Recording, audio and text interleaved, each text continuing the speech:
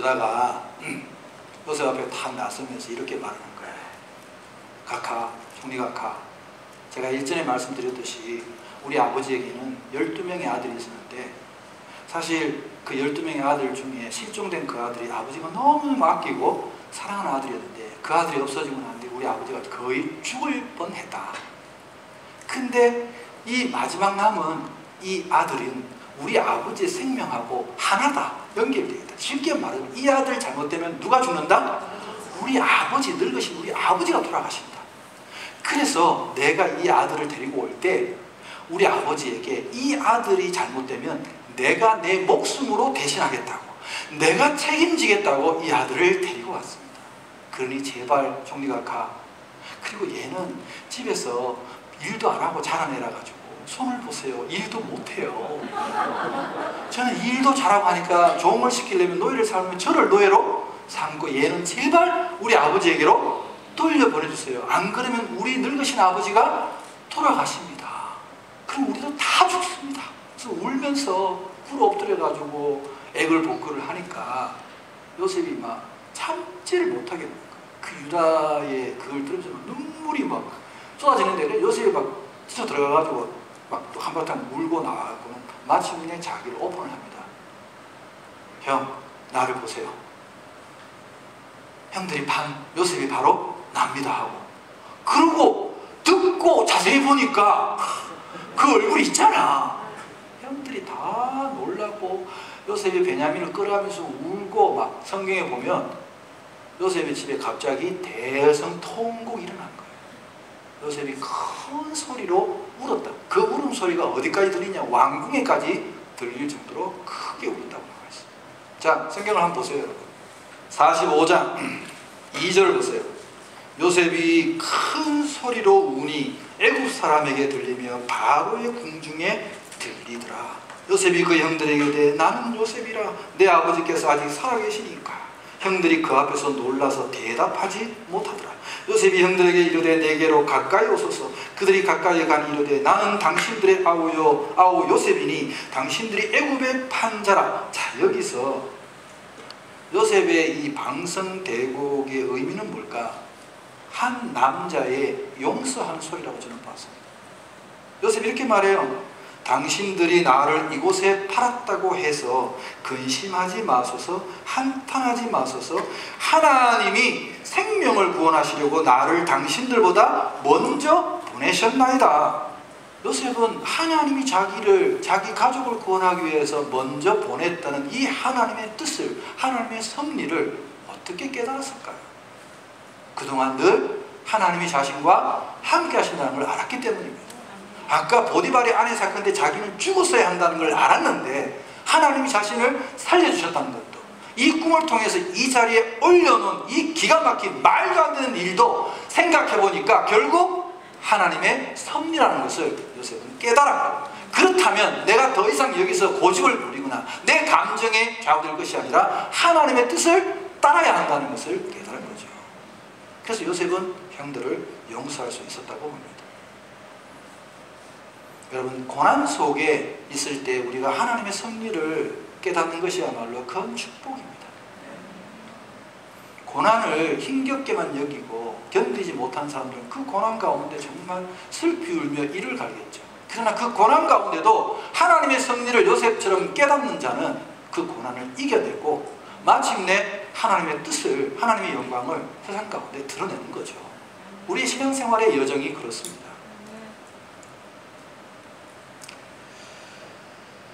용서할 수 있는 근거는 바로 하나님의 섭리를 깨달았다는 데 있습니다.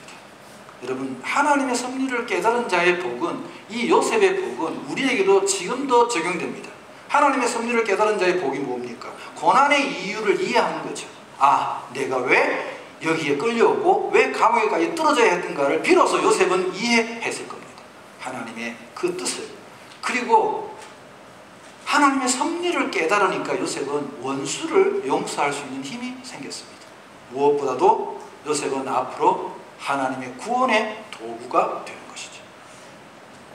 우리도 이런 과정을 겪었을 때 진짜로 하나님이 쓰시는 도구가 될 수 있습니다. 여기에도 여러분, 앞으로 작게는 여러분의 가정과 더 크게는 이 나라와 이 세계를 위기에서 구할 요셉 같은 사람이 나오지 않는다고 누가 말해주겠습니까? 하나님의 섭리를 깨닫는 축복이 여러분과 함께 하시기를 축복합니다.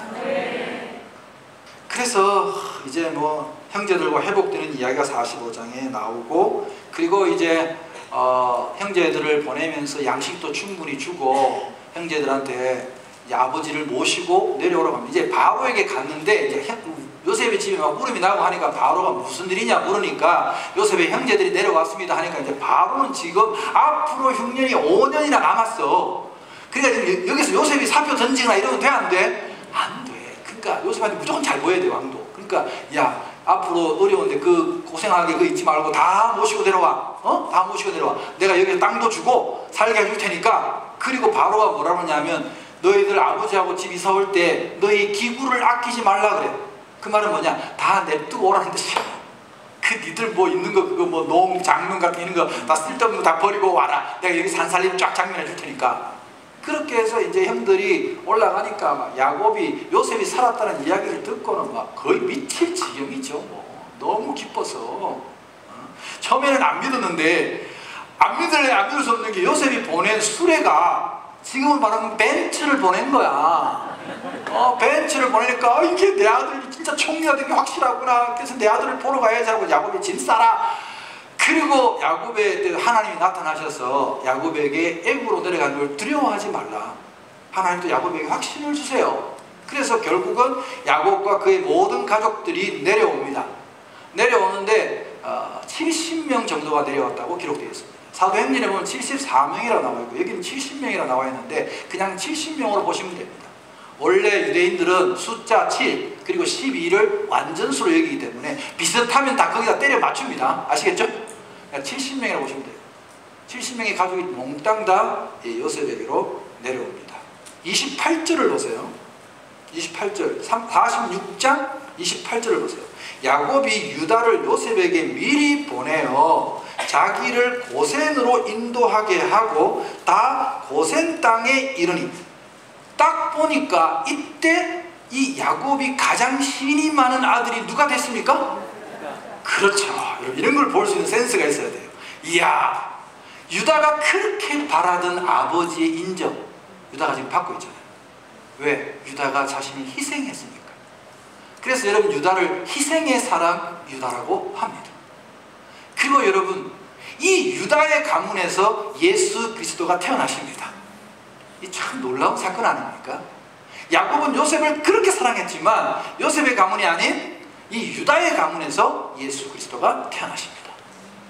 희생의 사람 유다. 유다가 이제 총 지휘를 해가지고 형제들하고 다 이끌고 애굽에 내려갔죠. 그래서 요셉이 작전을 하나 짭니다. 당신들이 이제 오면 왕이 이제 인사를 하자고 할 텐데 왕이 니들이 뭐 하던 사람이냐 물으면, 이게 실제로 유대인들은 그 당시에 어떻게 살았냐면 반은 유목 반은 농사를 지었어요. 그러니까 반유목 상태였는데 왕한테 말할 때는 농사는 싹 빼고 유목한다고 말하라고 그래요. 왜냐하면 이집트는 그 당시에 애굽은 유목하는 사람들을 좀 천시 여겼어요.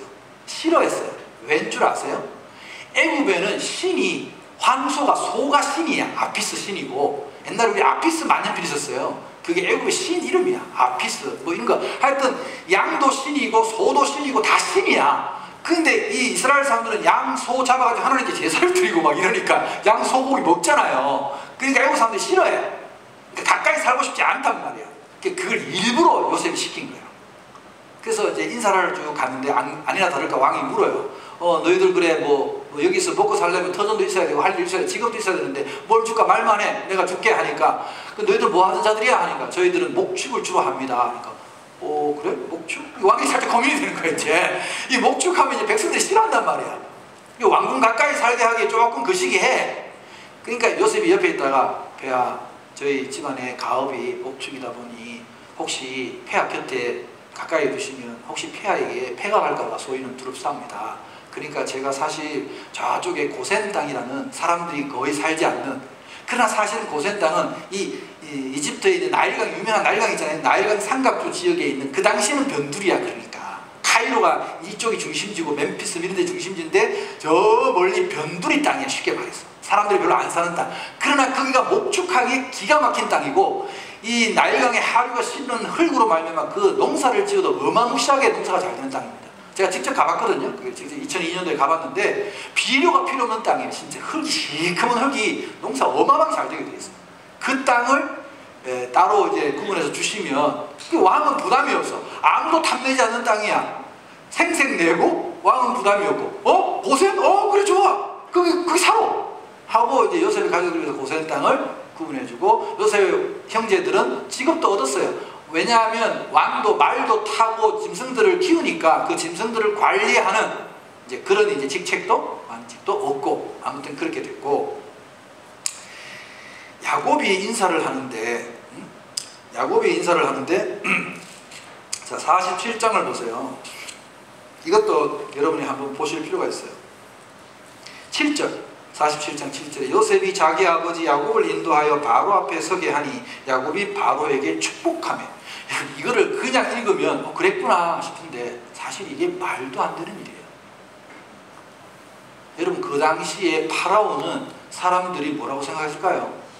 그렇죠. 신으로 생각했어요. 신의 아들이라고 생각했어요. 아시잖아요. 이집트 영화 가끔 보시면 파라오는 신이야. 자기를 신으로 생각하는 사람인데 아니 팔레스타인에서 온 나이가 많은 노인네가 갑자기 왕 앞에서 축복을 해버려.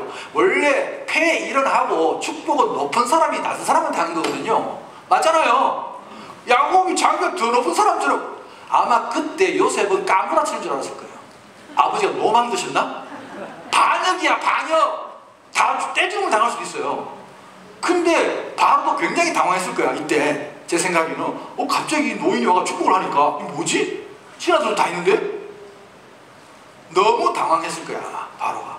근데 이걸 위기를 넘겨야 되잖아. 여기서 요셉하고 죽이면 어떻게 돼? 자기도 곤란해. 그러니까 바로도 얼떨결에 받아서 축복을. 그럼 뭐라도 핑계를 하나 대야 되니까 그 노인장 그래 고마운데 네 나이가 도대체 얼마냐? 나이라도 많아야 되니까. 근데 바로가 보니까 이 야곱이 나이가 엄청 많아 보이는 거야. 왜? 하도 고생을 많이 해가지고 한 500살쯤 돼 보여. 그러니까 한 500살 된 노인네가 축복하면 또 그럴 수 있잖아. 아니 남의 그래 노인네 나이는 왜 물어? 왕이 네 나이가 몇이냐 물었어요 성경에. 그랬더니 야곱이 뭐라 그래요? 9절 야곱이 바로에게 아뢰되 내 나그네 길의 세월이 130년이니라. 130살 때야.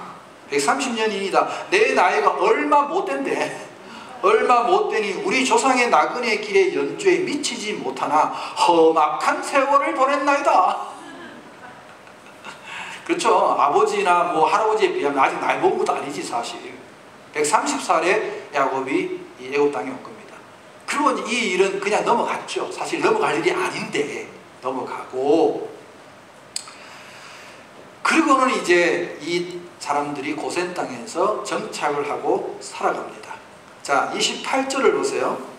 야곱이 애굽 땅에 17년을 거주하였으니까 130세에 와서 야곱이 147세에 죽었으니까 17년을 거주하였으니 그의 나이가 147세라. 저는 이 17년간이 야곱의 일생 147년 중에 가장 평안했던 시절이라고 봅니다. 노년을 정말 평안하게 살았죠. 그 다음에 30절을 보시면 내가 죽거든, 요셉에게 야곱이 미리 유언을 하는데 내가 죽거든 애굽에 나를 장사하지 말고 내가 조상들과 함께 눕거든 30절에 너는 나를 애굽에서 메어다가 조상의 묘지에 장사하라. 여러분 조상의 묘지에 장사라는 것은 내가 장자라는 걸 말하는 겁니다. 내가 상속자고 내 조상 땅의 상속자라는 걸, 내가 왕이라는 걸 드러내는 이야기입니다. 그 조상의 묘지가 어디입니까? 할아버지 아브라함이 묻혀있고 아버지 이삭이 묻혀있는 헤브론에 있는 막벨라 굴이죠. 그리고 야곱이 이제 그 48장에 보면 요셉의 두 아들을 축복하는 장면이 나오는데 여기서 또 참 희한해요. 자 이거는 저를 봐야 돼요. 성경을 보면 여러분이 안 보여요. 저를 봐야 돼요. 요셉이 야곱이 뭐라고 하냐면 내가 네 애굽에서 난 두 아들을 그게 큰 아들이 므낫세 작은 아들이 에브라임이야. 두 아들을 내가 죽기 전에 내 축복하고 싶으니까 나한테 데리고 가라. 이때 벌써 야곱이 눈이 잘 안 보여. 눈이 아버지 이삭처럼 눈이 잘 안 보이니까 요셉이 딱 준비를 해가지고 자 아버지 야곱이 두 손을 이렇게 딱 두 아들의 머리에 손을 얹으면 오른손이 장자거든. 여기다가 므낫세가 딱 오게 여기다 에브라임이 딱 오게 이렇게 요셉이 딱 데리고 왔단 말이야. 와가지고 아버지 애굽에서 하나님이 저에게 주신 두 아들입니다. 마음껏 축복해 주세요. 오니까 그래 앉아라 앉아. 근데 야곱이 뻑 이러는 거야. 이렇게 했다니까. 그러니까 요셉이 화들짝 놀라가지고 지금까지 요셉이 고생한 게 그놈의 장자권 때문에 형제들하고 막 평생을 고생을 했는데 이제 그런 일을 다시 겪고 싶지 않은 거예요. 요셉은 좀 이해하는 표정을 지어봐. 요셉의 마음이 어떤지 알겠어요? 이렇게 하면 또 두 아들이 싸울까봐 서로 미워할까봐 마음이 너무 불안해. 아버지 아니에요 이렇게 하세요. 이 아들이 큰 아들이에요 이 아들이 작은 아들이에요 하니까 야곱이 하는 말이 성경에 나도 안다. 야 내가 그걸 몰라서 하는 게 아니라 나도 안다 하더라. 근데 하나님이 이렇게 하란다. 그렇게 이야기하면 쉽게 말하면 하나님이 이렇게 하란다는 거야. 야곱이 마음대로 한 게 아니었던 거지. 그렇게 해서 여러분 나중에 뒤에 성경의 구약의 역사서를 보면 에브라임 지파가 장자 집안이 됩니다. 그리고 49장을 가보세요. 49장을 가보면 야곱이 아들들 12아들을 다 불러놓고 축복을 하는 장면이 나옵니다. 근데 이것도 여러분 좀 오늘 여러분들이 꼭 이거는 제가 자세히 좀 말씀을 드리고 싶어요. 왜냐하면 이 전통을 우리도 좀 했으면 좋겠다는 제 바람이 있어요. 개인적 바람이. 뭐냐 하면 여러분도 집에 다 자녀가 있잖아요.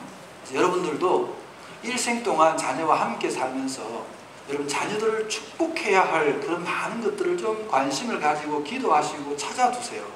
아들의 장점과 아이의 모자란 점 다 보시고 이 자녀들의 분량에 맞게 내가 죽기 전에 적어도 내가 사고를 당해서 갑자기 죽지 않는다면 여러분 죽기 전에 자녀들을 불러놓고 한번 이렇게 축복해 주세요. 저는 지금까지도 믿어요. 저도 준비하고 있고요. 제 자녀들을 축복하기 위해서 이 부모가 빌어준 축복을 하나님께서 다 받아주시리라고 저는 믿어요. 왜냐하면 성경에 보니까 야곱이 축복을 빌어준 대로 자녀들이 그대로 됐거든요. 저는 그래서 믿어요. 그거를. 우리 집에는 아빠가 없는데 엄마가 하셔도 돼요. 아빠가 없으면 엄마라도 하세요. 괜찮습니다. 그렇게 자녀들을 위해서 여러분 축복할 거를 좀 기도하시면서 준비하세요.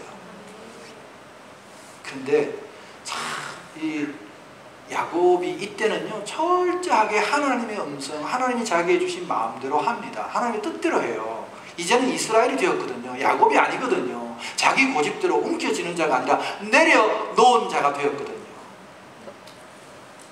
여러분 그거 아시죠? 그 기독교 관련된 책들이 별로 베스트셀러 많이 팔린 책이 별로 없는데 예전에 그 뭐 이용규 선교사님인가 몽골 선교사님이 쓴 책이 있었죠? 내려놓음이라고 읽어보셨죠 여러분 많이? 그때 그 책이 베스트셀러로 한 10만 권 이상 나갔습니다. 굉장히 많이 팔린 책이었어요. 막 그때 막 열풍 이래가지고 막 내려놓음 막 이야기만 했는데 몇 년 있다가 책이 두 번째 책이 나왔어요. 제목이 뭐예요? 더 내려놓음. 두 번째 책은 왜 나왔을까요? 안 내려놓으니까! 그 책을 읽고도 죽으라고 또 읽을 때는 은혜 받아서 내려놓아야지 안 내려놓으니까 내려놓는다는 게 참 힘들어요. 야곱이 뭐라고 말하죠? 내가 자식을 잃게 되면 잃으려다. 여러분 이 대사하고 오브랩되는 대사가 있지 않나요? 뭐가 오브랩되지 않아요? 그렇죠. 에스더 이야기죠. 내가 죽으면 죽으리라. 같은 맥락이에요. 사실 하나님 앞에 이 기독교는 역설의 종교입니다. 파라독스의 종교예요. 역설의 진리를 가지고 있어요. 죽고자 하는 자는 살 것이고 살고자 하는 자는 죽는 거야. 사실은 내가 하나님 앞에 내려놓을 때 하나님은 나를 채워주시고 나에게 진짜를 주신단 말이에요. 내가 옮겨지는다고 그게 내가 옮겨질 수 있는 게 아니라고요. 야곱을 보세요. 장자권 자기 옮겨질 때 쫓겨나잖아요. 재산 잃어버렸잖아요. 아내 라헬 사랑하는 여자 잃어버렸잖아요. 요셉도 잃어버렸잖아요. 베냐민 하나 남은 그 옮겨진 것을 하나님 앞에 내가 자식을 잃게 되면 이러려다 하고 놓았을 때 다 회복하고 다 얻었잖아요. 이게 얼마나 중요한 진리입니까? 그리고 하나님 앞에 우리가 유다처럼 성숙한 그리스도인이 된다는 게 얼마나 중요한지를 또한 아셔야 됩니다. 유다 한 사람이 변했습니다. 아버지의 마음을 이해하고 성숙한 아들이 되었을 때 그 한 사람의 성숙한 사람으로 말미암아 온 가족이 다 살아났잖아요. 여러분, 이 공동체에서 한 사람의 그리스도인이, 한 사람의 성숙한 그리스도인이 내려놓은 그 한 사람이 얼마나 소중한지를 깨달으셔야 됩니다. 여러분 자신이 그 내려놓는 자가 되시고 여러분 자신이 유다처럼 희생의 사람이 되시기를 축복합니다. 성숙한 그리스도인이 되면 이 공동체도 살아나고 이 나라도 살아날 줄로 저는 믿습니다. 자, 축복하는 장면을 한번 보면 이건 한번 쭉 읽어가면서 제가 설명을 할게요. 왜냐하면 이해되는 게 참 힘들어요. 49장 야곱이 그 아들들을 불러 이르되 너희는 모이라. 너희가 후일에 당할 일을 내가 너희에게 이르리라. 너희는 모여 들으라. 야곱의 아들들아 너희 아버지 이스라엘에게 들을지어다. 이제 드디어 야곱이 자기를 뭐라 그래요? 이스라엘이라고 말해요. 들을지어다. 르우벤아, 자 큰아들 르우벤아 너는 내 장자요 내 능력이요 내 기력의 시작이라. 위풍이 월등하고 권능이 탁월하다마는 물의 끓음 같았은즉 그 충동을, 감정의 충동을 이기지 못했다는 것이에요. 물의 끓음 같았은즉 너는 탁월하지 못하리니 네가 아버지의 침상에 올라 더럽혔음이로다. 그가 내 침상에 올랐었도다. 이게 축복인가? 지금 손자들하고 다 했는데 쪽팔림 아닌가요? 그런데 저주와도 가까워 사실은 이거는. 그런데 르우벤은 이걸 받아들인 거예요. 아버지의 그 이야기로. 그래요 아버지 정말 다시 한번 돌아가시기 전에 죄송했습니다. 르우벤은 저는 회개한 것 같아요. 자, 또 뒤에 5절 시므온과 레위는 형제여 그들의 칼은 폭력의 도구로다. 딱 보니까 언제 사건을 이야기하는 것 같아요? 세겜성 사건을 이야기하는 거죠. 폭력의 도구로다. 내 호나 그들의 모의에 상관하지 말지어다. 내 영광아 그들의 집회에 참여하지 말지어다. 그들이 그들의 분노대로 사람을 죽이고 그들의 혈기대로 소와 발목 힘줄을 끊었음이로다. 그 노여움이 혹독하니 저주를 받을 것이요 분기가 맹렬하니 저주를 받을 것이라. 내가 그들을 야곱 중에서 나누며 이스라엘 중에서 흩트리로다. 뭐 이게 뭔 축복이야? 완전 저주인데? 이 이해할 수 없는 축복을 어떻게 설명해야 될까요? 여러분 하나님이 우리를 저주하시면 그 저주도 축복으로 받아들여야 하는 신앙이 진짜입니다. 자, 죄는 왜냐하면 덮어둔다고 해결되는 게 아니거든요. 오히려 이 아버지가 죽기 전에 아들들의 그 죄를 회개하라고 외치는 것이 아비의 사랑이었다고 저는 생각합니다. 이 결과를 놓고 보면 여러분 기가 막힙니다. 두 사람이 함께 똑같은 저주를 받았는데 그 중에 레위는 회개를 했습니다. 정말 내가 혈기를 죽이고 정말 내가 하나님을 바로 살아야겠다. 그래서 나중에 레위는 흩어진 건 사실입니다. 이스라엘 지파에 각 흩어졌지만 영광스럽게 흩어졌죠. 레위 족속이 다 제사장 가문이 되지 않습니까? 이 레위 족속에서 모세가 나오고 아론이 나오고 대제사장의 가문이 이어지면서 하나님 앞에서 영원히 제사장 가문으로 살았습니다. 그 대신 이 레위 족속은 땅을 가지지 못하고 자기 나라를 가지지 못하고 각 지파에 다 흩어져서 봉사하면서 살았습니다. 분명하죠 여러분? 네. 시므온은 어떻게 됐을까요? 시므온은 가나안에 가서 땅을 차지하면서 유다 지파와 연합해서 유다 지파의 끄트머리에 땅을 조금 차지했는데 나중에 시므온 지파는 조용히 역사 가운데서 사라집니다. 시므온 지파 이야기가 여러분 다시는 안 나옵니다. 미안하죠. 나중에 가면 다 흩어져서 멸문지화를 당합니다. 왜? 시므온은 끝까지 이 아버지의 저주를 받아들이지 않았던 것 같아요. 아버지가 죽으면서 노망 들었나 보다. 뭔 헛소리를 저렇게 죽으면서까지 나를 저주하고 죽지? 아마 그렇게 분을 품었던 것 같아요. 그래서 시므온 지파는 다시는 인물도 없고 사람도 없고 아무런 복을 받지 못합니다. 흩어지고 말았어요. 실제로 그렇습니다. 역사적으로 여러분. 놀랍죠? 두 형제가 똑같이 한 사람은 죄를 회개했고 한 사람은 죄에 분노했기 때문에 죄를 다스리지 못했기 때문에 조용히 역사 가운데서 흩어지고 사라져버리고 말았습니다. 유다를 보십시오. 8절에 유다야 너는 네 형제의 찬송이 될지라 네 손이 네 원수의 목을 잡을 것이요 네 아버지의 아들들이 네 앞에 절하리로다. 유다는 사자 새끼로다. 내 아들아 너는 움킨 것을 찢고 올라가도다. 그가 엎드리고 웅크림이 수사자 같고 암사자 같으니 누가 그를 범할 수 있으랴. 규가 이 규는 왕들이 잡고 있는 호를 말합니다. 지팡이 같은 거예요. 왕의 지팡이에요. 규가 유다를 떠나지 아니하며 통치자의 지팡이가 그 발사에서 떠나지 아니하시기를 실로가 오시기까지. 이 실로는 메시아를 상징한다고 합니다. 그러면 뭐요? 이 가문에 메시아가 날 것을 지금 야곱이 예언하고 있는 겁니다. 축복하고 있는 겁니다. 실로가 오시기까지 이름이 그에게 모든 백성이 복종하리로다. 그의 나귀를 포도나무에 매며 그의 암나귀 새끼를 아름다운 포도나무에 맬 것이며 또 그 옷을 포도주에 빨며 그의 복장을 포도즙에 빨리로다. 그의 눈은 포도주로 인하여 붉겠고 그의 이는 우유로 말미암아 흰이로다. 이건 뭐냐? 다 물질적인 축복입니다. 여러분 잘 보세요. 나귀를 포도나무에 매면 어떻게 됩니까? 나귀는 원래 포도나무에 매면 안 됩니다. 또 표정들이 포도나무를 안 키워봤어. 포도나무는 힘이 없어요. 가지가 낭창낭창한 게 약해요. 나귀를 매놓으면 나귀가 확 가면 포도나무도 뽑혀. 심지어 그래도 괜찮아. 왜? 포도나무가 너무 많으니까. 그런 뜻이에요. 나귀를 포도나무에게서 포도나무 가지가 부러져도 괜찮을 정도로 포도나무가 막 천지사방에 널려가 너는 완전 부자니까 그래서 맨날 포도주 마시고 눈이 뻘개도 마시고 또 마셔도 풍성한 재물을 의미하는 거야. 그게 다 물질의 축복, 왕이 되는 축복. 그걸 유다에게 왕창 때리 쏟아 부어주는 거죠. 뭐 다른 아들들 뭐 또 한번 보시고 요셉을 한번 봅시다. 22절 요셉은 무성한 가지 곧 샘 곁에 무성한 가지라 그 가지가 담을 넘어도다. 이걸 히브리어를 하는 분들은 요셉의 미모, 이게 얼굴이 너무 꽃미남이라서 이 밖에까지 소문이 났다는 그런 뜻이랍니다. 이게 그래서 활 쏘는 자가 그를 학대하며 적개심을 가지고 그를 쏘았으나 요셉의 활은 도리어 굳세며 그의 팔은 힘이 있으니 이는 야곱의 전능자 이스라엘의 반석인 목자의 손을 힘입음이라. 네 아버지의 하나님께로 말미암나니 그가 너를 도우실 것이요 전능자로 말미암나니 그가 네게 복을 주실 것이라. 위로 하늘의 복과 아래로 깊은 샘의 복과 젖먹이는 복과 태의 복이리로다. 네 아버지의 축복이 네 선조의 축복보다 나아서 영원한 산이 한없음같이 이 축복이 요셉의 머리로 돌아오며 그 형제 중 뛰어난 자의 정수리로 돌아오리로다. 아멘.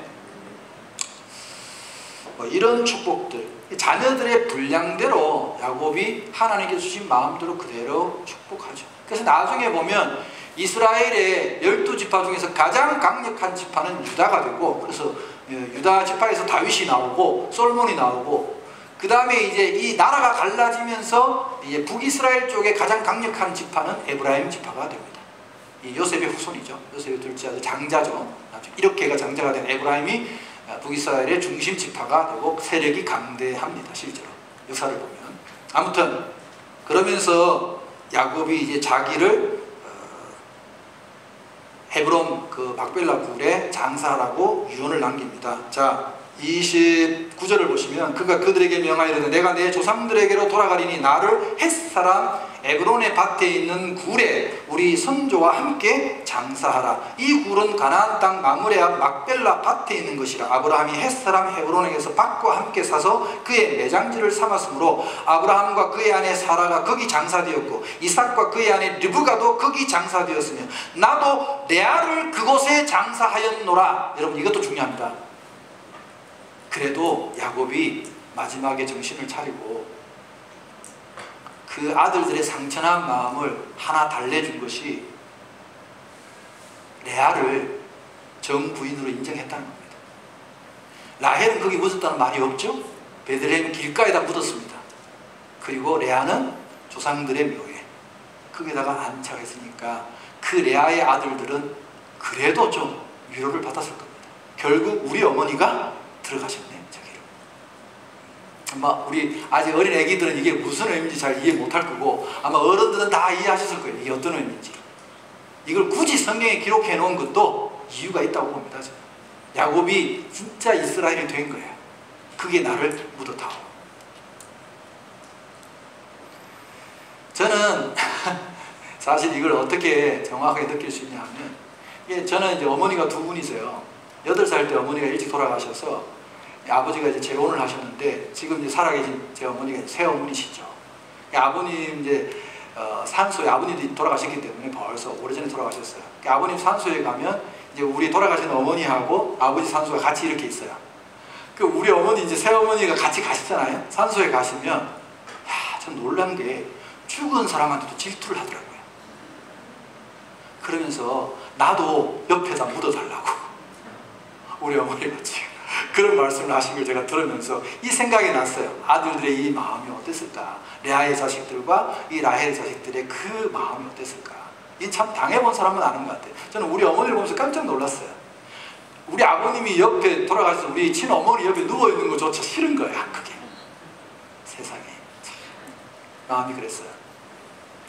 50장을 보시면 이제 창세기 용서에 이르는 마지막 여정에 드디어 저희가 도착을 했습니다. 50장을 보시면 이제 야곱이 죽고 드디어 이제 요셉이 아버지를 장례를 치릅니다. 장례를 치르는데 8절을 보세요. 요셉이 온 집과 그의 형제들과 그의 아버지의 집이 그와 함께 올라가고 그들의 어린아이들과 양떼와 소떼만 고센 땅에 남겼으며 병거와 기병이 요셉을 따라 올라가니 그 때가 심히 컸더라. 그래서 올라가서 이제 아닷 타작마당에 가서 요셉이 아버지를 위하여 7일 동안이나 애곡을 하고, 그래서 이 가나안 사람들이 보니까 애굽에서 막 큰 군대하고 막 사람들이 올라가 떼그리 올라와서 막 어마어마한 장례식을 치르니까 이 땅 이름을 막 지을 정도로 아벨 미스라임, 원래 미스라임이 이 애굽이라는 뜻이거든요. 애국 사람들이 큰 애통이다 이렇게 이름까지 지으면서 장례를 치르고 돌아왔어요. 장례를 치르고 돌아왔는데 15절을 보세요. 15절. 요셉의 형제들이 그들의 아버지가 죽었음을 보고 말하되 요셉이 혹시 우리를 미워하여 우리가 그에게 행한 모든 악을 다 갚지는 아니할까 하고, 참, 그래서 요셉의 형들이 요셉에게 말을 전하여 이르되 당신의 아버지가 돌아가시기 전에 명령하여 이르시기를 너희는 이같이 요셉에게 이르라. 네 형들이 네게 악을 행하였을지라도 이제 바라건대 그들의 허물과 죄를 용서하라 하셨나니 당신 아버지의 하나님의 종들인 우리 죄를 이제 용서하소서. 앞에 야곱이 그런 말을 한 게 있어요, 없어요? 없어요. 그래, 이 말은 누가 지어낸 말일까요? 형들이 지어낸 말이야. 불안하니까. 아버지가 살아계실 때는 요셉이 우리를 안 죽였는데 아버지가 안 계시니까 우리에게 복수할지도 모른다는 그 두려움. 그래서 우리 조상들은 정말 너무 힘들었게도 모든 상황에 맞는 속담이 다 있어. 이 나라에. 이 딱 맞는 속담이 뭐예요? 때린 사람은 오그리고 자고 맞은 사람은 쭉 붓고 잔다는 속담이 있어, 우리말에. 이 형들은 가해자잖아. 늘 불안한 거야. 요셉이 용서하고 받아주고 집도 주고 땅도 주고 했는데도 이게 해소가 안 돼. 불안해가지고 또 거짓말로 또 아버지가 용서하라고 했다고. 그 성경에 재밌는 게 17절 끝에 보면 요셉이 그들이 그에게 하는 말을 들을 때에 울었더라. 또 울었어, 요셉이. 이 울음의 의미는 뭘까? 아, 내가 형들에게 정말 용서한 걸 못 보여줬구나. 형들이 그러면 이 17년 동안 아직도 불안에 떨고 살았구나. 그게 너무 미안해서 운 거예요, 요셉이. 용서를 온전히 했어야 되는데, 내가 용서했다는 걸 다 정말 보여줬어야 되는데. 그래서 형들이 또 이제 그의 형들이 또 친히 와서 요셉의 앞에 엎드려 이르되, 여러분 창세기 읽어보시면 요셉의 형들이 요셉 앞에 여러 번 엎드립니다. 꿈대로 됐어요, 안 됐어요? 다 됐잖아. 두 번이 아니야. 성경이 막 여러 번 막 걸핏하면 와서 엎드려 절해. 용서해달라고. 자, 여기서 요셉의 명대사가 나옵니다. 창세기에, 여러분, 창세기의 큰 주제입니다, 이게.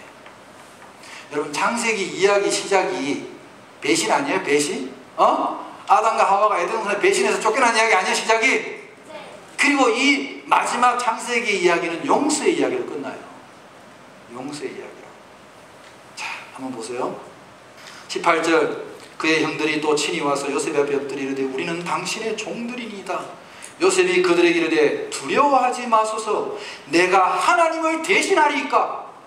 당신들은 나를 해하려 하였으나 하나님은 그것을 선으로 바꾸사 오늘과 같이 많은 백성의 생명을 구원하게 하시려 하셨나니 당신들은 두려워하지 마소서. 내가 당신들과 당신들의 자녀를 기르리이다 하고 그들을 간곡한 말로 위로하였더라. 여러분, 요셉의 형들은 왜 요셉의 용서에 대해서 확신이 없었을까요? 요셉이 용서했는데 왜 요셉의 용서에 대해서 확신이 없었을까요? 그들은 요셉의 인격을 제대로 이해하지 못했어요. 우리가 하나님을 믿으면서도 하나님이 우리를 용서하셨다는 그 용서에 왜 확신이 없을까요? 하나님을 잘 모르기 때문이에요. 하나님은 우리에게 한번 용서하신다면 깨끗하게 용서하시는 분이세요. 여러분, 성경에 하나님 우리를 용서하시는 표현을 어떻게 하세요? 동이 서에서 먼 것 같이 네 죄를 내가 모른다. 아예 던져버렸다, 내 등 뒤로. 주홍빛 같은 네 죄를 흰눈같이 싹 바꿔서 완전히 잊어버리고 내가 흰눈같이 만들어주리라.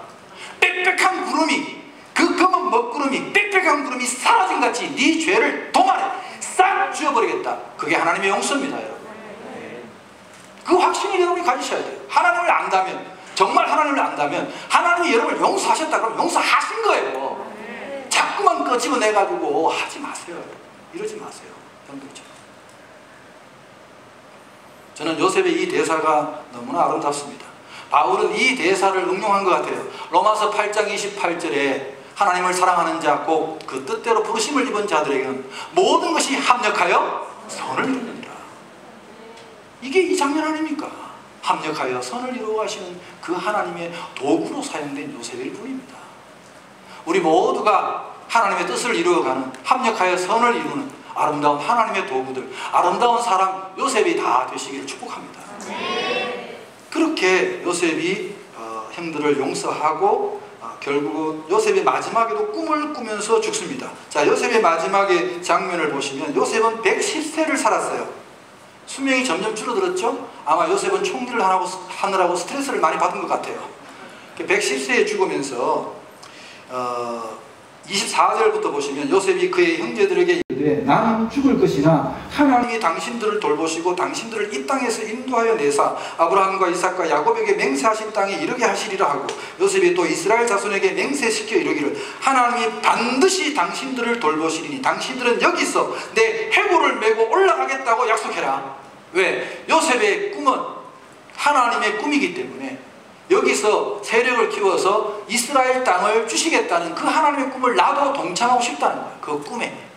그래서 요셉이 110세에 죽으니까 장례를 치르고 이 마지막 장세기의 장면이 끝이 납니다. 나중에 여러분 이 이야기를 왜 써놨느냐, 이제 좀 이따 쉬었다가 출애굽기 할 때 이스라엘 백성들이 출애굽할 때 요셉에게 한 이 맹세를 기억하고 요셉의 유골을 수습해서 결국 요셉의 유골도 가나안 땅으로 가게 됩니다. 참 놀라운